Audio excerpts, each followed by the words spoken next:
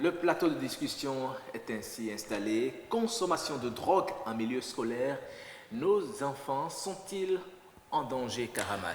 Une grosse question à la fois grave que préoccupante. Pour en débattre, nous avons nos deux invités déjà installés sur ce plateau. Monsieur Antonin Guédégbé, bonjour. Bonjour, madame la journaliste. Merci de venir parler de ce sujet préoccupant avec nous, avec nos amis téléspectateurs. Vous êtes enseignant et directeur d'un établissement. Bonjour madame. Bonjour. Je laisse mon collègue vous présenter à nos amis téléspectateurs. Ah oui, c'est un honneur de présenter madame. Et madame, vous répondez au nom de Lucrèce Yemadiev Laveno. Oui, C'est bien ça. oui, c'est ça. Vous êtes directrice d'une ONG qui s'occupe du bien-être des jeunes filles. Merci d'avoir répondu à notre invitation. Bienvenue à vos chers invités. Vous savez, on a appris que les élèves consomment de la drogue dans nos établissements scolaires. La drogue circule, vous qui êtes enseignant, Monsieur Guédébé, est-ce que vous confirmez? Voilà. Je n'ai pas une preuve palpable. Mais il paraît que ça circule la drogue dans nos établissements. Je crois que c'est un phénomène, c'est une déviance au niveau de nos apprenants et qui malheureusement peut affecter les résultats tant cherchés par l'État. Alors qu'on sait que c'est cette jeunesse-là, quand même, que les collèges sont des lieux de savoir. Et c'est là que l'enfant, l'adulte de demain grandit et se fait une base dans la société. Mais quand la drogue s'invite dans ces milieux, il y a de quoi s'inquiéter, il y a de quoi sonner ou tirer la sonnette d'alarme, ce que les autorités ont pu faire. On aura le temps de revenir sur cette décision des autorités béninoises par rapport... de presse conjointe animée par le ministre de l'Enseignement secondaire, Voilà. et le ministre de la Santé et le procureur de la République. De la République. Vous allez nous donner tout de suite substance du contenu de cette rencontre-là. De cette sortie médiatique. Voilà. Est-ce que allez-y, parce Oui, que vous mais avez déjà, apparemment une question sur les lèvres tout de suite là. Je reste toujours avec l'enseignant qui est souvent en contact avec les enfants. Alors, à quoi cela peut-il être dû, le fait que la drogue s'invite dans les établissements pour se mélanger aux cahiers, aux stylos et autres? Le phénomène est inexplicable. Et je ne peux pas comprendre à quoi cela peut être dû. Peut-être c'est de nos temps. Nos élèves, ils sont souvent donc sur les réseaux sociaux, souvent sur les, comment dirais-je, les chaînes. Bon, peut-être que c'est pour imiter peut-être les autres, d'ailleurs, qui le font, peut-être dans l'Occident. Peut-être que c'est ça, c'est une imitation. D'accord. Imitation. Madame Yemadiev Lavonu, on l'a dit tout à l'heure, vous vous occupez du bien-être des enfants, spécialement de la jeune fille, des jeunes filles. Et certainement que le sujet ou cette question de drogue dans les écoles, ça vous touche, n'est-ce pas? Et que ça vous interpelle en tant qu'à la base mère de famille aussi et en tant qu'éducatrice. Mais est-ce qu'il est bon d'imiter tout? D'imiter et aller jusqu'à imiter la consommation de la drogue? Comment est-ce que vous recevez cela? Bon, je crois que ce n'est pas bon de faire ces genres d'imitation parce que cela bloque l'évolution de la personne. En consommant la drogue, la jeune fille est exposée. Il y a les cas de viol qui s'en mêlent et beaucoup d'autres choses qui peuvent empêcher ou marquer à vie la jeune fille ou le jeune homme qui s'y adonne.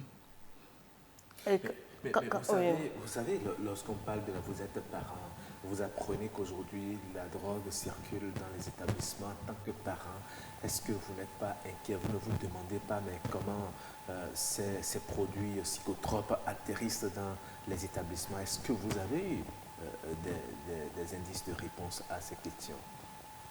C'est vrai, ça inquiète beaucoup en tant que parents. Et nous devons mieux repenser la chose pour voir comment nous allons, en collaboration avec les responsables d'établissement, comment nous allons vraiment prendre cela en charge pour que les jeunes ne soient pas... on ne puisse pas laisser les jeunes dans cet environnement-là. Oui, mais lorsqu'on apprend par exemple, et Karamat va nous donner lecture de la substance de cette sortie médiatique du ministre de l'Enseignement secondaire, du procureur de la République et du ministre de la Santé, lorsque vous apprenez par exemple que de la drogue atterrit dans les établissements scolaires à travers les bonbons, à travers le bissap, à travers des jus, du biscuit et tout. La responsabilité à quel niveau précisément? Je ne saurais pas vraiment indexer spécifiquement ceux qui sont réellement responsables. Et il nous revient à nous tous de prendre le phénomène à charge et de voir par quels moyens nous allons vraiment cerner ce phénomène qui détruit nos enfants. J'ai bien envie de retourner la même question à M. Guédégbé. M. Guédégbé qui est responsable d'établissement scolaire. Secondaire, c'est surtout au niveau des enfants que l'on constate cela.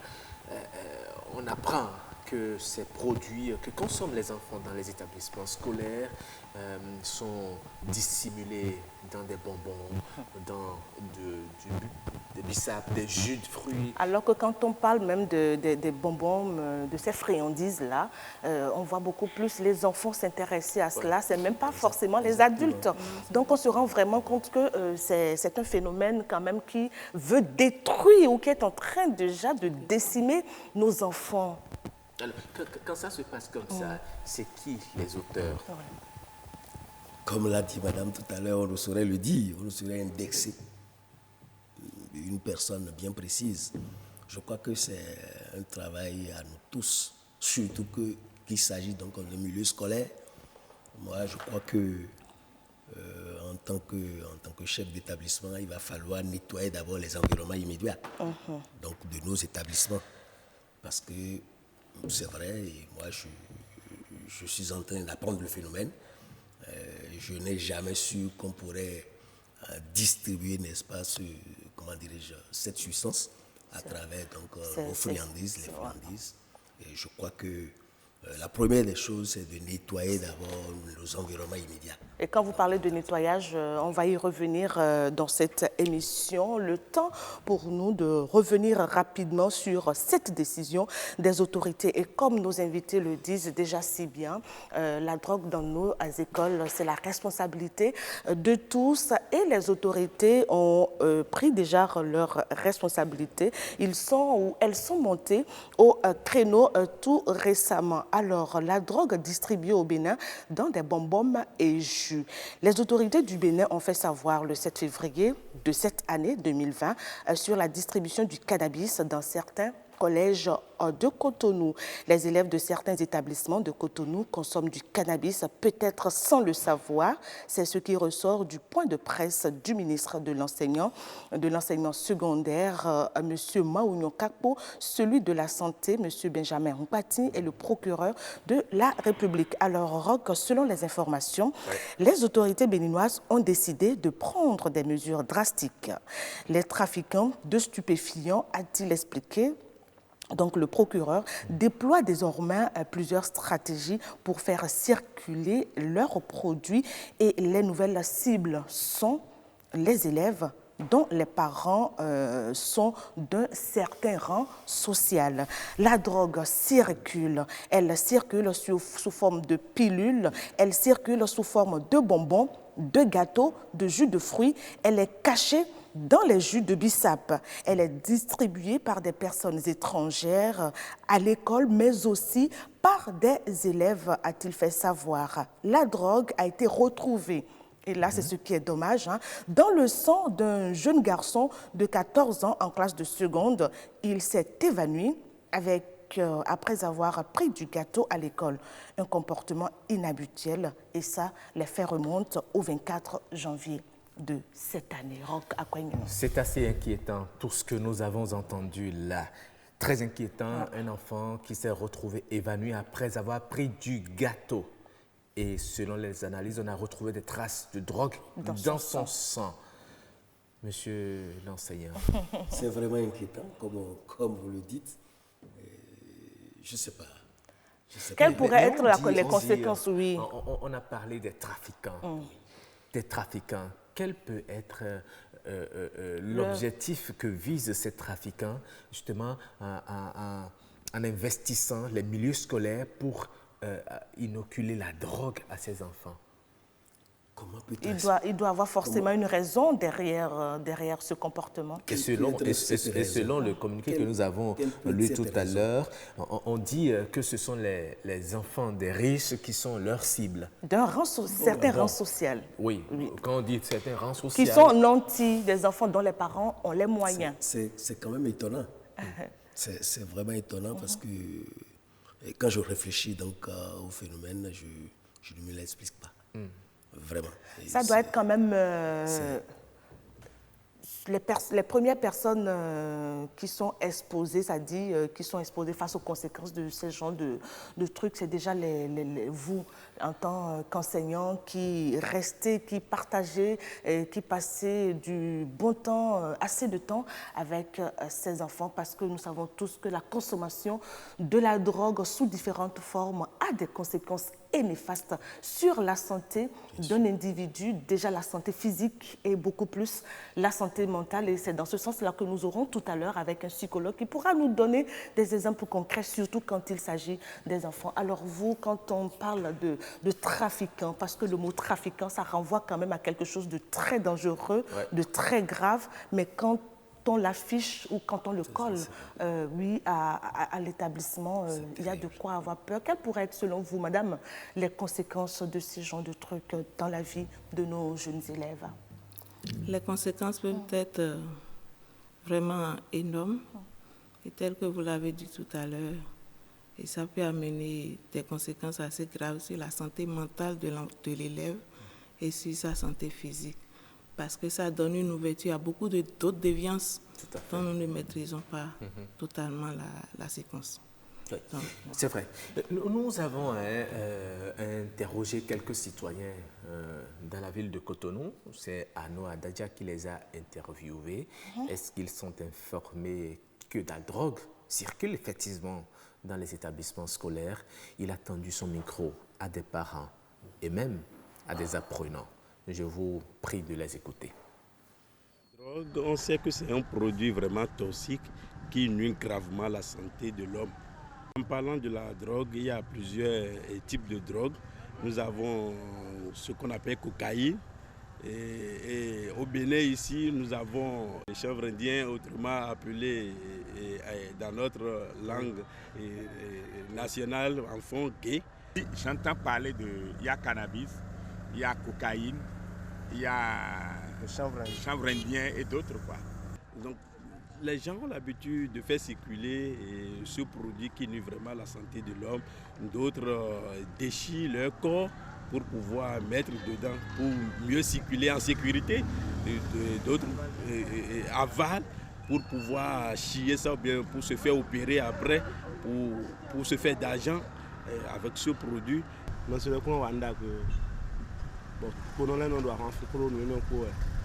Mais si ça t'a dit non c'est quatre pour moi je vais quatre mais les cadres me sont pas mal avanti non si nous ne pas mal avanti après quand sans quoi la voyage nous devons nous amener dans un iPhone il y a cité voilà je mon quoi fatalement de ho nous na nous ne final na mi mais je me suis toi la mako wa niveau na ma no vie ton quoi sur le niveau no et ça cause beaucoup de trucs comme et bon, je sais pas trop. Quand les gens prennent ça, ils deviennent fous. Et on ne respecte plus les parents. On insulte ses frères et sœurs. Et on est souvent bizarre quand on prend de la drogue. Je sais que la drogue est une substance qu'on ne prend pas les narines. On fume parfois on injecte, genre pas des piqûres quoi. On fait ça dans les bonbons aussi. Dans les boissons que nous prenons, même les médicaments que nous prenons, il y a un peu de la drogue dedans. La drogue, c'est une substance chimique. C'est une substance que les jeunes prennent très souvent. C'est une substance qu'ils prennent pour pouvoir doper leur capacité à travailler, pour pouvoir doper leur capacité aussi pour oublier certains soucis. C'est ce qu'ils se disent, pour pouvoir oublier certains soucis. Des fois, ils prennent de la drogue pour pouvoir, même pour les gens qui exercent certaines activités, par exemple les conducteurs de poids lourds par exemple, c'est des substances qu'ils prennent souvent pour pouvoir être en éveil et conduire surtout la nuit. C'est une très mauvaise chose. Parce que il y a ce que nous appelons la dépendance.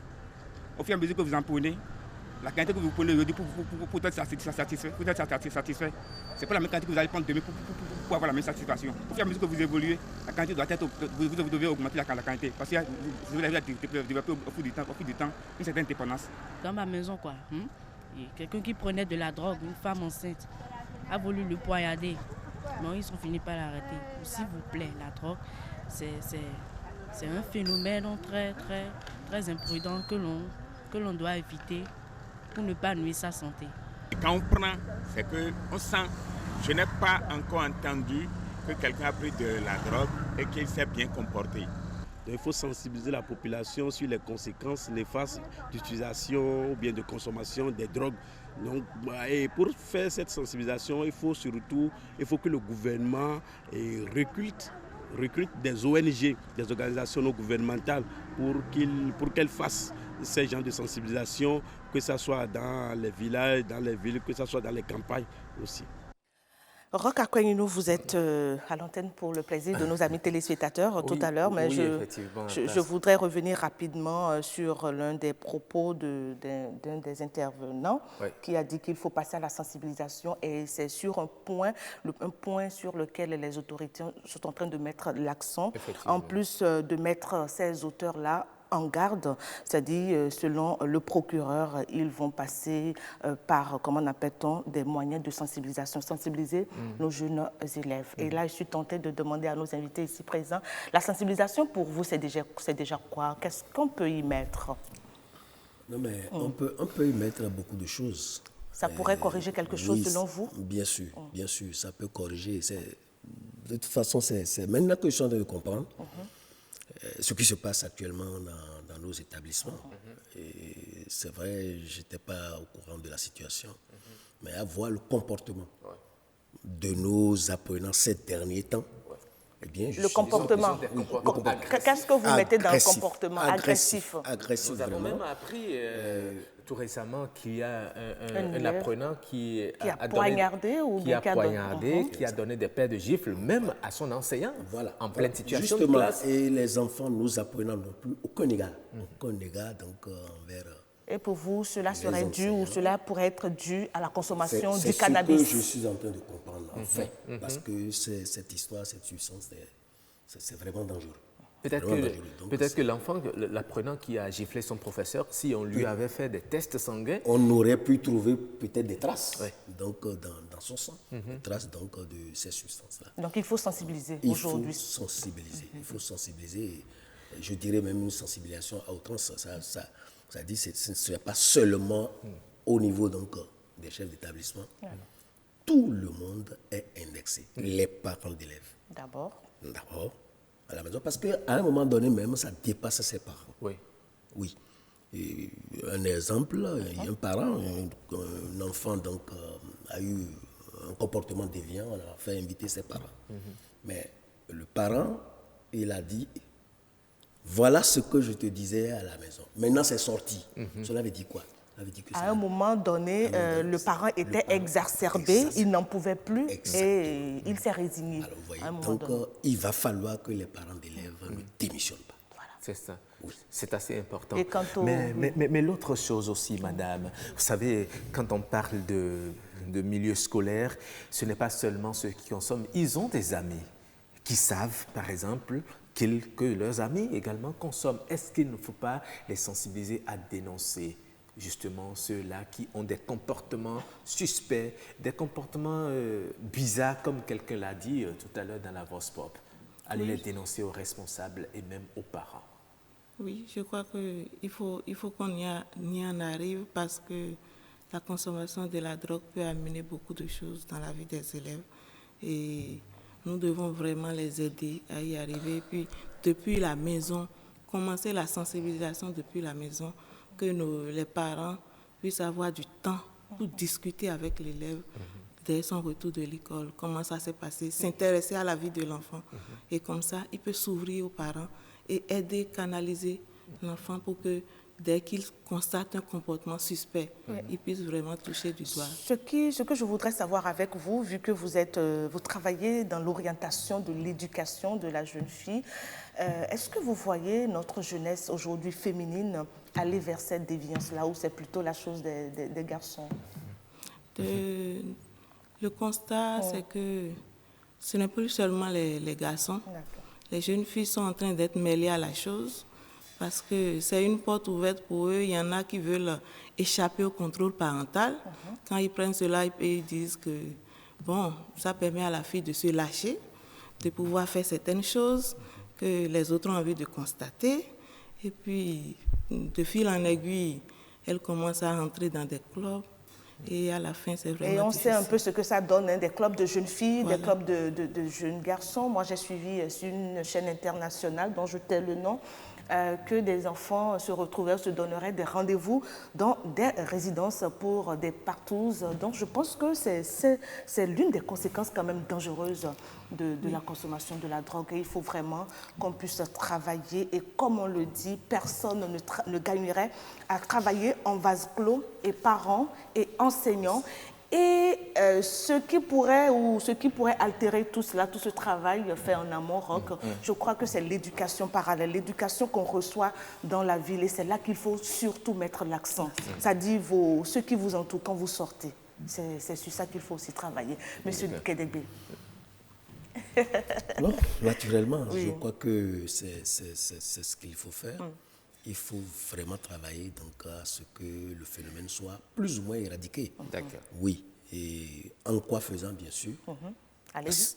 la sensibilisation. La sensibilisation. D'accord. La sensibilisation. Au niveau du chef d'établissement, au niveau des enseignants. Vous le redites encore. Il faut, n'est-ce pas, le travail des parents d'élèves. C'est très important. C'est très important. Parce qu'on constate que les parents de nos jours sont en train de démissionner. Il va falloir qu'ils reprennent leurs enfants depuis la maison. Et je crois, s'ils, jouent leur partition avec ce que nous allons faire dans l'établissement et le corps professoral et les administratifs, je crois quand même qu'on peut obtenir quand même une solution. Une chose est sûre, il faut agir et il ne faut pas attendre le lendemain, il faut agir maintenant et tout de suite même. Je crois que Roch, vous êtes déjà en contact avec le spécialiste qui ira jusqu'à donner des exemples de maladies qu'on pourrait contracter à la suite de la consommation de drogue quand il s'agit des enfants. Il est déjà en ligne. Bonjour, Raji Gafaro. Bonjour, cher ami. Vous êtes psychologue de la vie sociale et professionnelle. Vous êtes en direct dans cette émission. Nous parlons de la consommation de la drogue en milieu scolaire. Dites-nous des produits psychotropes qui atterrissent dans les établissements scolaires et souvent consommés par des apprenants. À quoi cela peut-il être dû selon vous? Merci beaucoup. Merci de me faire l'honneur. Je précise que je suis psychologue de la vie sociale et professionnelle, thérapeute des couples de famille. Et c'est en vertu de ce dernier aspect que j'interviens dans l'émission. Parce que quand on parle de famille, quand on parle de famille, les enfants font partie des familles. Tout à fait. Et nous parlons justement des jeunes qui consomment de la drogue. Je voudrais faire d'abord une nuance. Et nous avons pour voir les types de drogue que nous avons. Et pour pouvoir venir aux raisons pour lesquelles les drogues se retrouvent dans les établissements. Vous savez, nous avons des substances autorisées. Par exemple, je prends l'alcool et le tabac. Alors, si un enfant se retrouve à l'école avec de l'alcool et du tabac, c'est que dans son environnement immédiat, un proche en consomme. Je prends par exemple un parent qui fume, donc ça peut être considéré comme une norme. Et facilement, l'enfant peut avoir accès à ce produit. S'il y a de l'alcool à portée de à la maison, c'est très facile pour l'enfant de l'amener à l'école. Les autres produits, les produits prohibés par exemple, le cannabis, les autres substances beaucoup plus dangereuses, C'est cela, et c'est cela qu'on retrouve dans les établissements aujourd'hui du cannabis. C'est un peu compliqué pour qu'on puisse évoquer les raisons. Mais je pourrais dire qu'il y a le mimétisme. C'est-à-dire que on a vu chez d'autres personnes et que bon, on a envie d'essayer. Ou parfois, on a suivi des films où on parle de drogués qui se stimulent par certaines substances et qu'on a envie d'essayer. Mais faisons attention. Il y a des produits qui ont l'air anodins et qui parfois peuvent aussi altérer la santé des enfants. C'est les prescriptions médicales que nous avons. Les psychotropes, par exemple, les antidépresseurs, les anxiolytiques, qui, quand on en consomme sur longue durée, peuvent aussi contribuer à altérer la santé du patient. Donc, si un parent, par exemple, a bien suivi de la dépression et que ce médicament se retrouvait à la maison, c'est très facile, puisque c'est très difficile, par exemple, à un enfant, à un ado, d'aller s'acheter des psychotropes à trompe des anxiolytiques. D'accord. Mais dans le cas d'espèce, on dit que c'est à travers des bonbons, des jus de fruits, des biscuits, même des jus de bissap qu'on dissimule la drogue que consomment les enfants. Je ne sais pas, la responsabilité à quel niveau? Au niveau des vendeuses, au niveau des importateurs ou bien au niveau des responsables d'établissements qui peut-être ne veillent pas au contrôle de la qualité des aliments que ces bonnes femmes vendeuses dans les établissements scolaires servent aux enfants? La responsabilité à quel niveau? Je voudrais parler de responsabilité d'abord. Émile Dikaya dit que l'éducation est l'action exercée par l'adulte sur l'enfant qui n'est pas en mesure de se prendre en charge. Tout à fait. À partir de ce moment, la responsabilité d'abord c'est depuis la maison. Si votre enfant, il est bien éduqué, il connaît certaines choses, quand on lui dissimule de la cannabis dans le jus de bissap, il devrait normalement réagir. Et ça, c'est un aspect. Mais est-ce qu'il pouvait savoir? Il ne pouvait pas savoir. Voilà, c'est là où je voulais en venir. C'est le cas de l'élève qui est tombé évanoui après avoir consommé du gâteau, par exemple. Et c'est après des examens qu'on a retrouvé des traces de cannabis dans son sang. Oui, c'est de la mauvaise foi, de la mauvaise foi de ces vendeurs ou vendeuses. A priori, les établissements, alors c'est là où la responsabilité est beaucoup plus engagée. Les établissements devraient avoir un moyen de contrôle régulier. C'est vrai qu'ils font des contrôles, mais c'est beaucoup plus accentué sur la santé des vendeurs ou vendeuses, des contrôles sanitaires. Mais en réalité, il faut aller au-delà. J'ai suivi sur vos antennes, je ne sais pas si c'est justement à 2024 ou à l'URPD, où dans une cantine, dans les cantines, on a vu un mets qui n'est presque pas consommable. Donc s'il y avait peut-être des contrôles accentués sur les produits, même on pourrait, dans une certaine mesure, détecter ces malsains. Mais je pense que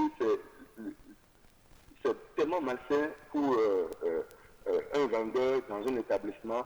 Mais attention, le cas où l'élève a mangé un gâteau et s'est retrouvé à l'hôpital, c'est le cas isolé.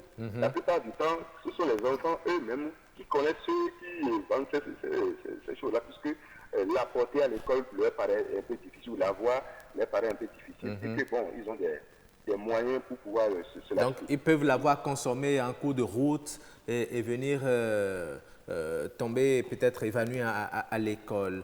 À l'école. Voilà. Maintenant, parfois, ils ont des... Je m'excuse, mais j'ai assisté dans une école où il y a des gens qui viennent vendre, mais bon, puisque les enfants ne pouvaient pas sortir pour prendre ces produits-là, alors ils négocient avec certaines vendeuses, et bon, voilà, donc le malais arrive. D'accord. Alors pour finir, puisque beaucoup de parents suivent cette émission, même des apprenants qui suivent cette émission, dites-nous quelles peuvent être les conséquences de la consommation des drogues par les enfants. La drogue, vous devez comprendre que, vous l'avez remarqué, que c'est une substance très dangereuse. Et quand on parle d'enfants ados, la première conséquence directe, c'est l'altération du cerveau. Quand le cerveau du jeune enfant est altéré, c'est que nous pouvons assister au retard scolaire, aux échecs scolaires aussi, Bien sûr. Il y a parfois, vous allez voir que c'est les enfants qui ont des comportements un peu déplacés, soit qu'ils font de l'isolement, ou soit qu'ils sont un peu agités, hyper agités et très tendus, et parfois très bruyants et très dangereux. Vous verrez aussi que, bon, il faut que je vous précise que la consommation de la drogue n'agit pas de la même façon sur les sujets. Il y en a qui peuvent être super actifs, il y en a qui peuvent devenir moins actifs et il y en a qui peuvent sombrer. Alors, donc je mélange un peu les conséquences pour vous dire que je parlais tout à l'heure de la perte de l'ennui scolaire, des échecs scolaires, l'isolement ou l'inhibition. Et il y a aussi la perte des apprentissages. Ce n'est pas que forcément à l'école.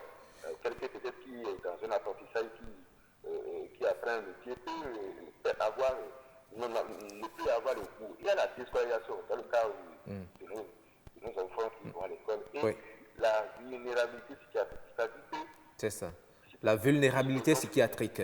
Oui. Vous voulez parler des troubles mentaux. Des troubles mentaux, de la dépression, des cas sévères de dépression, peuvent être atteints des troubles bipolaires, donc beaucoup de troubles mentaux. D'accord. Et puis, vous allez voir aussi, il y a quelquefois des gens qui n'ont plus voir la vie. Merci. Voilà, parce que, en temps, le cerveau a été remplacé par... les substances du cerveau ont été remplacées par... C'est malheureux. Qui ne sont pas dans leur environnement. C'est malheureux tout simplement. Merci. Merci beaucoup, Raji Gafarou. Vous êtes psychologue de la vie sociale et professionnelle et de la famille également. Merci d'être intervenu dans cette émission. Oui. C'est nous qui vous remercions, Roch Akwenyinu, pour cet entretien avec notre psychologue qui nous a donné des cas de déviance. Il a parlé de troubles mentaux, il a parlé de scolarisation, ce qui est évident. Il a aussi parlé d'un degré agressif que ces élèves-là qui s'adonnent à ce jeu périlleux donc peuvent développer avec le temps. Alors, nous l'avons entendu tout à l'heure, il a dit que c'est vite arrivé pour un enfant quand il se retrouve dans un environnement familial où il y a un parent qui consomme de la drogue ou bien qui prend simplement de la cigarette ou bien qui est accro aux alcools. C'est facile pour un enfant vivant dans cet environnement de développer ce caractère ou bien de se lancer sur cette voie. Est-ce qu'il faut aller demander aux parents d'assainir leur environnement? C'est-à-dire, s'il y a quelqu'un qui prend ou qui fume, c'est qu'il arrête de fumer pour le bien de leurs enfants. Madame. Oui, bien sûr. Je crois que, puisque nous l'avons dit tout à l'heure, ça y va de la responsabilité de nous tous. Donc, le parent doit faire attention. Ou soit il choisit le moment pour fumer, mais pas en la présence de l'enfant. Pas en la présence de l'enfant, parce que ça n'amène rien de bon dans la vie de son enfant. Parce que la meilleure éducation se fait par l'imitation. Par imitation. C'est ça. C'est ce que l'enfant voit qu'il développe. Oui. Oui.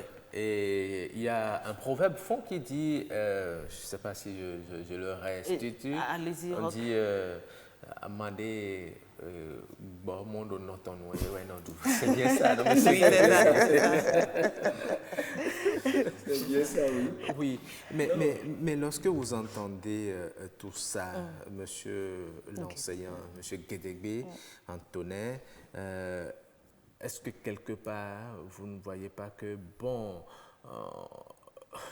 on laisse aller, les responsables d'établissements scolaires sont coupables de ce qui se passe aujourd'hui? Et il a insisté en disant que peut-être ce qui manquerait, c'est un moyen, enfin, un contrôle régulier. C'est-à-dire les enseignants mettent beaucoup plus l'accent sur la santé des vendeuses. Voilà, des vendeuses au détriment sur la qualité de la nourriture servie aux enfants. Des enfants. Je ne crois pas trop que, comment dirais-je, les administratifs, donc les responsables d'établissement sont responsables. Non, je ne crois pas. Je ne crois pas parce que avant de vendre même dans l'établissement, il y a un dossier qu'on monte. Et dans ce dossier, il y a un certificat médical. Donc, il y a des tests que la vendeuse donc, doit faire. Et c'est à la base donc, de ce dossier que vous êtes accepté dans l'établissement. Le problème, comme il a dit, le problème se situe au niveau du contrôle. Vous savez, nous ne sommes pas spécialistes. Vous voyez, ne sommes pas spécialistes. Mais vous êtes éducateur. Et on est éducateur. Tout ce qu'on peut faire, c'est peut-être inviter donc, des responsables d'hygiène de temps en temps pour venir tester ce que nos vendeuses là offrent. Il faudrait que cela soit à nos apprenants. systématique et de façon Donc, imprévue. je crois que avec ce phénomène actuellement, je crois que c'est ce qu'il faut mettre donc, dans notre plan d'action pour pouvoir un peu diminuer, voire même éradiquer. C'est même pas diminuer, c'est-à-dire Voilà. il faut éradiquer, il faut extirper tout de suite même. Ce phénomène. Donc je crois que comme il a dit, c'est le contrôle, on va accentuer donc le contrôle au niveau donc, de nos bonnes dames qui vendent dans l'établissement. Maintenant, au niveau des environnements immédiats, je crois que, je l'avais déjà dit tantôt, il va falloir donc nettoyer. Il va falloir donc renvoyer tous ceux-là qui vendent aux abords immédiats donc, de l'établissement. Je crois, avec l'aide de nos sommes en uniforme, je crois qu'on pourrait arriver donc à nettoyer. Et parlant de contrôle, est-ce qu'il ne faudrait pas aussi procéder au contrôle systématique de tout élève dès qu'il veut franchir le portail de l'établissement? Parce qu'il y en a qui, comme on l'a dit, qui en arrivant auraient déjà consommé leur drogue et qui vont s'évanouir. Ça va être périlleux. Ça va être vraiment très difficile, très compliqué. Très compliqué. Surtout que, bon, déjà, est-ce que il y a des tests qui refusent la fouille? Donc, des apprenants, on ne peut pas, parce qu'en temps, par exemple, mais si c'est une mesure qu'on doit prendre. Donc, ça va être vraiment compliqué. Et l'essentiel, c'est d'être vraiment sur le qui-vive pour pouvoir essayer D'accord. Madame, vous qui travaillez souvent avec les jeunes filles, certainement que vous entendez parler de ça. Vous avez même évoqué un peu, Karamat l'a dit tout à l'heure, elles se mettent ensemble et lorsqu'elles consomment ces produits, ça leur permet de se libérer. Elles ne sont plus dans leur état naturel, le normal, et tout est permis. Qu'est-ce que vous leur dites concrètement pour les ramener à la raison? Bon, nous essayons de les conscientiser, on les sensibilise, on essaie de les amener à se focaliser sur leurs études. Nous leur apprenons aussi à tenir compte de la morale dans tout ce qu'ils font et de faire de leurs parents aussi leurs premiers alliés pour que les parents ne sont pas là forcément pour leur vouloir du mal. Parce qu'à un moment donné, ils veulent échapper au contrôle parental. Ils ont envie de découvrir le monde, de découvrir ci, de découvrir ça. Et nous mettons aussi beaucoup l'accent sur l'observation de leur corps. Nous faisons la formation sur... nous amenons la jeune fille à mieux comprendre comment fonctionne son corps et les différentes modifications qui peuvent y arriver au niveau de son cycle menstruel. Nous les amenons à mieux se comprendre. On les prépare à la vie et à accueillir tout cela.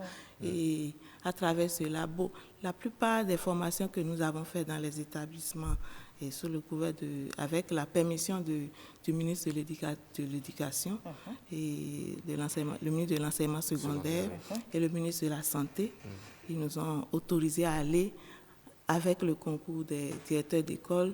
Nous allons dans les établissements pour sensibiliser les jeunes filles, pour les former à cela. Et plus de 200 jeunes filles ont été déjà formées à cette méthode. Et puis, à la fin, elles ont toutes promis, quelle que soit la vie qu'elles menaient, de maintenir leur corps jusqu'au mariage. Et nous espérons que de ces 200, elles pourront, comment appelle-t-on, impacter, toucher leurs collègues, leurs camarades et leur passer aussi l'information à celles-là qui n'ont pas eu cette chance de vous rencontrer et de vous écouter, vous en tant qu'éducatrice de vive voix. Donc, par l'intermédiaire, l'autruchement de ces filles-là qui ont été formées, elles pourront aussi recevoir ne serait-ce que quelques bribes d'informations très utiles pour leur éducation. Oui. Pas plus tard, le lundi passé, nous avons remis l'attestation à 28 jeunes filles qui ont été préparées à former d'autres jeunes filles dans leurs établissements respectifs pour pouvoir enseigner cette méthode. C'est très important. Si vous pouvez déjà leur demander de sensibiliser leurs collègues sur les méfaits de la consommation de la drogue, ce serait très bien. Nous tendons déjà vers la fin de cette discussion. Monsieur Antonin Guédégui, je vais vous laisser la parole pour votre mot de fin, vous qui êtes êtes enseignant. Il a certainement un appel à lancer. Et qui est en contact direct avec les apprenants, avec les vendeuses de nourriture dans les établissements scolaires, avec les enseignants et même avec les parents, eh bien, je vous laisse la parole pour leur adresser un mot par rapport à ce phénomène qui sévit aujourd'hui et qui met en danger la vie de nos enfants dans les établissements scolaires. Merci, monsieur le journaliste. Je crois que le premier appel, c'est en direction des parents. Je fais un appel en leur direction, en leur demandant donc, de commencer, donc, de faire ce travail-là. C'est depuis la maison, d'abord. Maintenant, je voudrais nous inviter. Il faut de temps en temps aussi fouiller le sac de son enfant. Évidemment. Même si on leur parle, il faut le faire par moment. Évidemment. Donc, c'est ce que je leur demande. Il va falloir donc qu'ils prennent leurs responsabilités depuis la maison. Et le reste, ça peut se faire à l'école. Et c'est en cela que je nous invite, donc nous, chefs d'établissement, à mettre un peu plus l'accent donc, sur cette sensibilisation-là à l'école. Il va falloir qu'on s'aide donc de nos enseignants pour faire pénétrer, n'est-ce pas, ce phénomène dans la tête de nos apprenants, afin que les comportements déviants que nous observons donc, de nos jours puissent être bannis. Très bien, voilà ce que je voudrais dire. Merci beaucoup à vous, M. Antonin. Oui, Madame Lucrèce Yemadje Vlavono. Oui. Je dirais qu'il faut que nous, parents, nous puissions reprendre notre rôle en main et que déjà à la maison, que nous préparons les enfants à affronter la vie et que nous puissions avoir du temps pour eux. Aujourd'hui, tout le monde sort et plus personne n'a vraiment l'attention à la maison. Il faut que les parents, même quand ils sortent, ils pensent à leurs enfants et qu'au moins l'un d'eux revienne tôt. Et aussi, la société aussi doit aider aussi les parents. Vous voyez des enfants qui fument, tout le monde le dépasse sans rien lui dire. Alors que notre société africaine quand même a des valeurs. Avant, quand un enfant fait mal, vous passez, vous n'êtes pas son parent, mais vous l'interpellez. Vous l'interpellez. Et il faut que nous puissions cultiver encore ces valeurs que nous avons et qui nous caractérisent en tant qu'Africains, en tant que Béninois. Merci beaucoup. C'était donc le plateau discussion axé sur la consommation de la drogue par nos enfants, par nos écoles et par nos élèves. C'était donc M. Antonin Guédégbé, directeur enseignant dans un établissement qui a accepté donc partager avec nous son point de vue sur le sujet. Avec lui, avec Mme Lucrèce Yemadje Vlavono, directrice d'une organisation non gouvernementale orientée, axée vers le bien-être des jeunes filles.